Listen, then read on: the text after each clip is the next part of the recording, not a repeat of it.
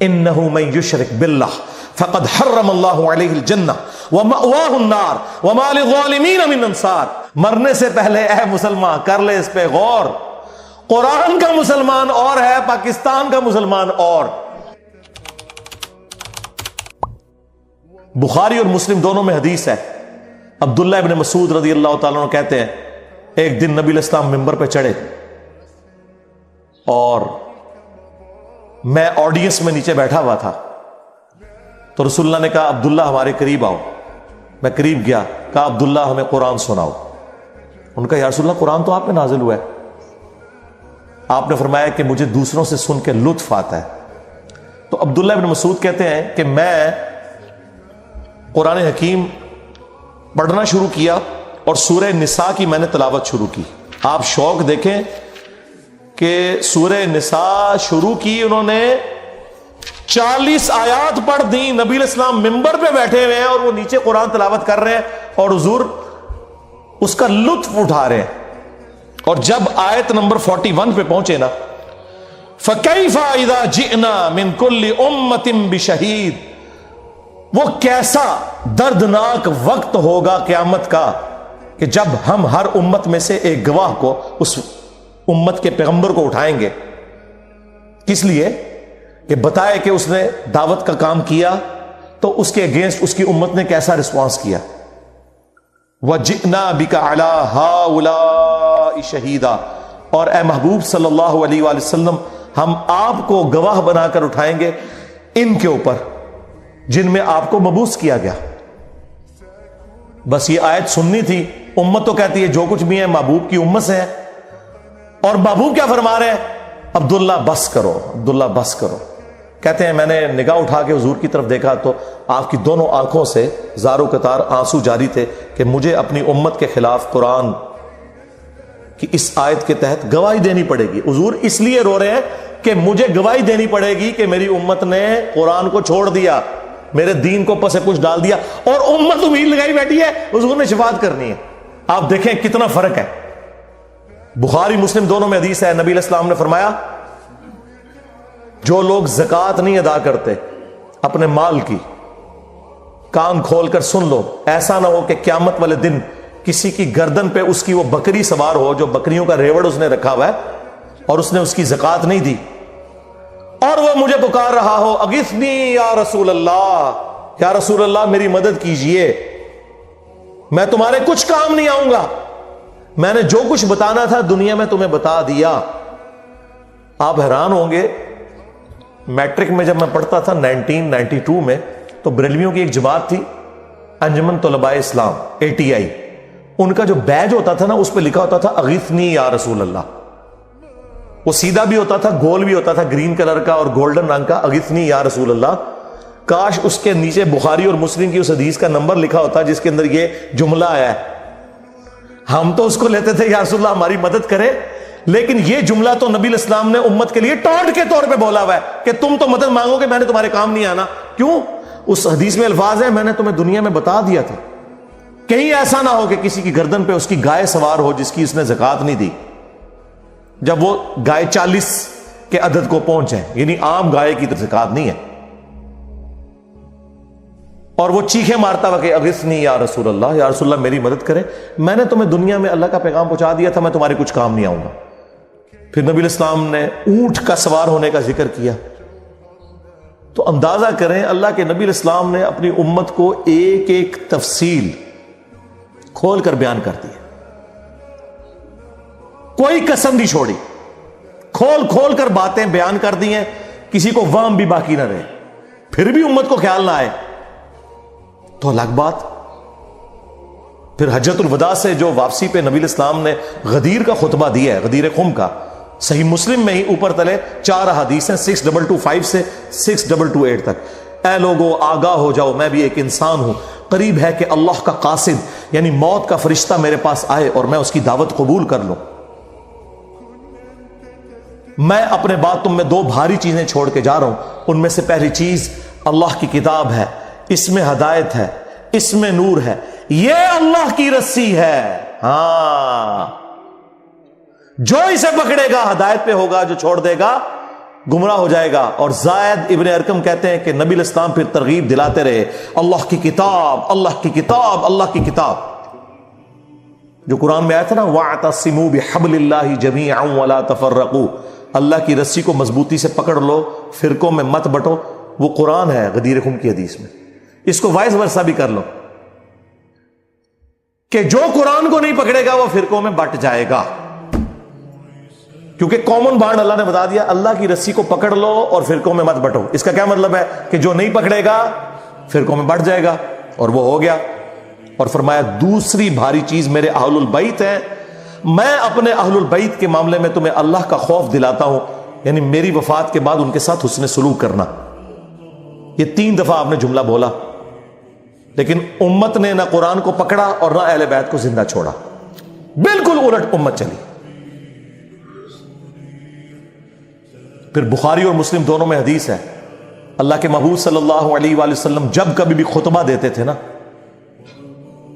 تو آپ علیہ السلام ممبر پہ آ کے کہتے تھے اما بعد فإن خیر الحدیث کتاب اللہ وخیر الہدی ہدی محمد صلی اللہ علیہ وآلہ وسلم وشر الامور محدثاتها وکل محدثۃ بدعہ وکل بدعۃ ضلالہ وکل ضلالۃ فی النار۔ کچھ الفاظ سنن نسائی کے، میجر پورشن جو ہے وہ صحیح مسلم ہے۔ آگاہ ہو جاؤ، سب سے بہترین کلام اللہ کی کتاب ہے، سب سے ہدایت یافتہ راستہ محمد صلی اللہ علیہ وآلہ وسلم کا ہے۔ بدترین کام وہ ہیں جو دین میں خود سے جاری کر دیے جائیں، وہ سارے کام بدعتیں ہیں، اور تمام بدعتیں گمراہیاں ہیں، اور تمام گمراہیاں جہنم میں لے جانے والی ہیں۔ اندازہ کریں۔ اور بخاری اور مسلم دونوں میں حدیث موجود ہے، عبداللہ ابن ابی اوفا سے کسی نے پوچھا، جو رسول اللہ کی وفات کے بعد 75 ایئرز تک زندہ رہے، 86 ہجری میں فوت ہوئے، کہ بتائیں کہ رسول اللہ نے اپنا وصی کسی کو بنایا تھا؟ تو انہوں نے کہا نبی علیہ السلام نے ہمیں قرآن کے مطابق چلتے رہنے کی وصیت کی تھی۔ قرآن وصی رسول ہے، خلیفۃ الرسول ہے، وصی رسول، جس کے اوپر آج سنی شیعہ 2 فرقے بنے ہوئے ہیں۔ سیدنا ابوبکر خلیفۃ الرسول ہے صحابہ کرام کے اجماع کے اوپر، وصی رسول نہیں، وصی رسول قرآن ہے۔ وصی رسول نہ سیدنا ابوبکر ہے نہ سیدنا علی ہے، اور وہ نیچرل ہے، کیونکہ 2 سال کے بعد تو حضرت ابوبکر بھی فوت ہو گئے، ہاں 12 سال کے بعد سیدنا عمر بھی شہید ہو گئے، 24 سال کے بعد سیدنا عثمان بھی شہید، اور 30 سال کے بعد سیدنا علی بھی شہید، اور آخری صحابی ابو طفیل عامر بن واثلہ 110 ہجری میں نبی الاسلام کی وفات کے 100 سال کے بعد وہ دنیا سے چلے گئے۔ اس کے بعد اس پلانٹ ارتھ پہ کوئی صحابی نہیں ہے۔ نبی الاسلام کسی صحابی کو بھی وصی بناتے تو مر تو اس نے بھی جانا تھا، یہ زندہ چیز چھوڑی۔ بخاری مسلم دونوں میں حدیث ہے، اللہ نے ہر نبی کو کوئی نہ کوئی معجزہ دیا تھا، اور جتنے لوگ اس نبی پر ایمان لاتے تھے اسی معجزے کی وجہ سے لاتے تھے۔ مجھے اللہ نے سب سے بڑا وحی کا معجزہ دیا ہے قرآن۔ میں اللہ سے امید کرتا ہوں سب سے زیادہ میرے امتی ہوں گے جنت میں جانے والے، کیونکہ میرا معجزہ سب سے بڑا ہے قرآن کی وجہ سے۔ اور بخاری مسلم میں آ گیا کہ جنتیوں کا نصف میری امت سے قرآن کی وجہ سے۔ جامعہ ترمذی میں، سنن ابن ماجہ میں حدیث ہے، جنتیوں کی 120 میں سے 80 صفحے میری امت سے، قرآن کی وجہ سے۔ یعنی قرآن مطلب یہ مردوں کو بخشنے وانے کی وجہ سے نہیں، سرکار عمل کرنے کی وجہ سے۔ تو نبی الاسلام کا وصی، آپ کا خلیفہ، آپ علیہ السلام کا انسٹرومنٹ آف دعوت، ہر چیز۔ صحیح بخاری میں ایک بڑی زبردست حدیث ہے جو میں نے ایک دفعہ اپنے ممبر سے بیان کی ہے، ادروائز وہ حدیث آپ نے کبھی سنی نہیں ہوگی، کیونکہ اس کے ساتھ 295C جڑی ہوئی ہے۔ صحیح بخاری میں ایک چیپٹر ہے کتاب الاعتصام بالکتاب والسنہ، قرآن و سنت کو مضبوطی سے پکڑنا۔ اس چیپٹر میں امام بخاری ایک حدیث لے کے آئے ہیں کہ جب حضرت ابوبکر کی بیعت کی گئی نا، تو دوسرے دن حضرت ابوبکر صدیق رضی اللہ تعالیٰ عنہ آڈینس سے خطاب کرنے کے لیے مسجد نبوی میں آئے، تو ان کے خطاب کرنے سے پہلے حضرت عمر ممبر پہ چڑھے، جس طرح آج کل بھی اسٹیج سیکٹری کے طور پہ، اور کمال کا خطبہ دیا۔ 2 جملوں کا خطبہ ہے وہ بخاری میں آیا، لیکن مولوی نہیں آپ کو بتائے گا، جن کو بتانا چاہیے وہ بھی ڈرتے ہیں بتاتے ہوئے، جن کو نہیں بتانا چاہیے وہ تو نہیں بتائیں گے۔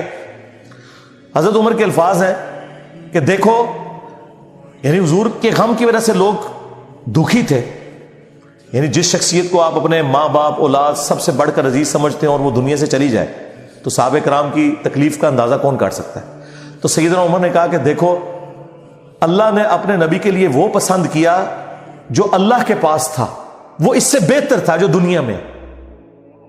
وَلَلْآخِرَةُ خَيْرٌ لَكَ مِنَ الْأُولَى، اے نبی تمہارا ہر آنے والا لمحہ گزرے ہوئے سے بہتر ہوگا۔ کیوں؟ وَرَفَعْنَا لَكَ ذِكْرَكَ، ہم نے آپ کے لیے آپ کا ذکر بلند کر دیا۔ دنیا میں کوئی لمحہ ایسا نہیں ہے کہ اللہ کے ساتھ رسول اللہ کا نام نہ بولا جاتا ہو اذان کے اندر۔ اللہم صلی علی محمد وعلی آل محمد۔ تو حضرت عمر کے الفاظ ہیں کہ اللہ تعالیٰ نے وہ پسند کیا جو تمہارے نبی کے لیے بہتر تھا، لیکن اللہ نے تمہارے لیے تمہارے نبی کے جانے کے بعد وہ کتاب چھوڑ دی ہے جس کتاب کے ذریعے اس نے اپنے نبی کو ہدایت دی تھی۔ اب یہ بڑا خطرناک جملہ تھا، خطرناک جملہ تھا، خطرناک سے بھی اگلا ورژن۔ تم بھی اس کتاب کو پکڑو گے تو ہدایت پہ قائم رہو گے۔ اور پھر اس جملے کو ریپیٹ کیا، اس کتاب کو کہ جس کتاب کو تمہارے نبی کی ہدایت کا ذریعہ بنایا۔ اچھا اس کا یہ مطلب نہیں نعوذ باللہ کوئی رسول اللہ گمراہ تھے، نہیں، قرآن میں واضح آیت ہے ما ضل صاحبکم وما غوا، تمہارے نبی نہ کبھی بہکے ہیں نہ کبھی بہرا چلے ہیں۔ یہاں پہ بھی ضلہ کا لفظ آیا ہے۔ یہ کیا ہے جو قرآن حکیم میں اللہ تعالیٰ نے فرمایا وَوَجَدَكَ ضَالًّا فَہَدَىٰ، اے نبی ہم نے آپ کو اپنی محبت میں خود رفتہ پایا اور ہدایت کے بلند ترین مرتبے پر پہنچا دیا۔ ضال کا مطلب گمراہی بھی ہوتا ہے، ضال کا مطلب کسی کی محبت میں ڈوبنا بھی ہوتا ہے۔ ان ابانا لفی ضلال مبین، حضرت یعقوب کے بیٹوں نے جو خود صحابی تھے اپنے باپ کے بارے میں کیا کہا تھا کہ ہمارے ابا جان تو یوسف کی محبت میں ڈوب چکے ہیں۔ اب وہاں ترجمہ فی ضلال مبین کا یہ تو نہیں کرتے کہ ہمارے ابا گمراہ ہو چکے ہیں، وہ تو کافر ہو جاتے، اپنے پیغمبر ابے کو کہتے تو نہیں۔ وَوَجَدَكَ ضَالًّا فَهَدَىٰ، احمد بریلوی نے بالکل صحیح ترجمہ کیا، مولانا مودودی نے بھی صحیح ترجمہ کیا، اپنی محبت میں خود رفتہ پایا اور ہدایت کے اعلیٰ منزل کو پہنچا دیا۔ یہی مضمون سورہ شورى میں بھی ہے کہ ہم نے اس قرآن کے ذریعے اے نبی آپ کو اس اعلیٰ درجے پر پہنچایا۔ ما كنت تدری ما الکتاب ولا الایمان، اس قرآن کے نزول سے پہلے آپ نہ کتاب جانتے تھے نہ ایمان کی تفصیلات، بلکہ اللہ نے اس کو ہدایت اور نور کا ذریعہ بنایا۔ وَإِنَّكَ لَتَهْدِي إِلَىٰ صِرَاطٍ مُسْتَقِيمٍ، اور نبی بے شک اب آپ بھی لوگوں کو ہدایت کی طرف بلاتے ہیں۔ تو نبی علیہ السلام، وہ میں بتا رہا تھا خطبہ کیوں نہیں لوگ بیان کرتے تھے، اس میں جو حضرت عمر کا جملہ ہے نا کہ اللہ نے اس کتاب کے ذریعے تمہارے نبی کو ہدایت دی، تو اب اس کے لوگ ڈرتے تھے یار یہ تو کہیں گے نبی کو گمراہ مان رہے ہیں۔ بھائی تم ایکسپلین کرو، ہم نے بھی کر دیا۔ یہ کبھی بھی خطبہ بیان نہیں ہوا، اور یہ خطبہ صحیح بخاری میں لکھا ہوا ہے۔ حضرت عمر فاروق رضی اللہ تعالیٰ عنہ نے حضرت ابوبکر کی خلافت اسٹیبلش ہونے کے دوسرے دن خطبہ دیا، کمال کا خطبہ ہے۔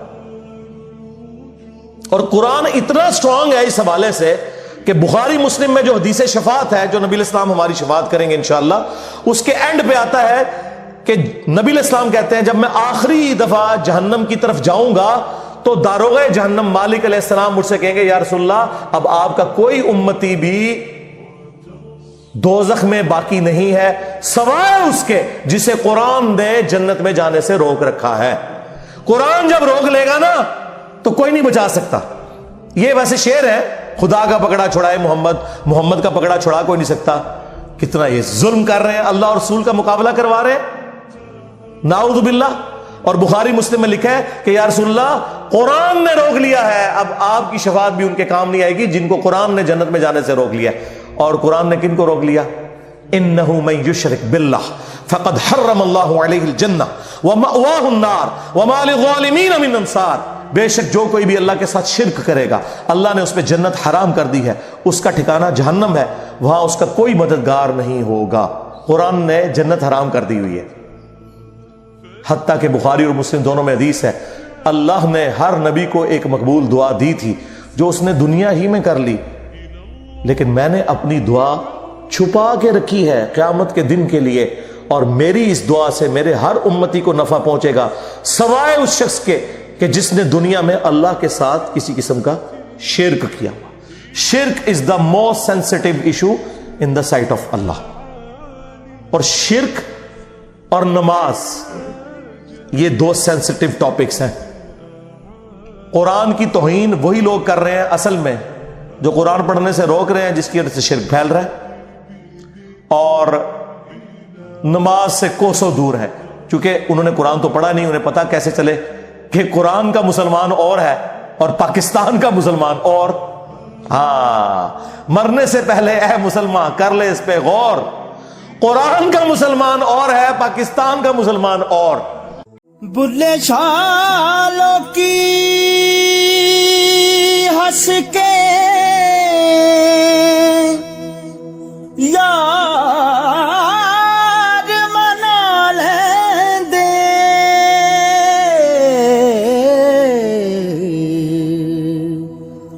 تے ساڈا رونا بھی نہ منظور ہویا، منظور ہویا۔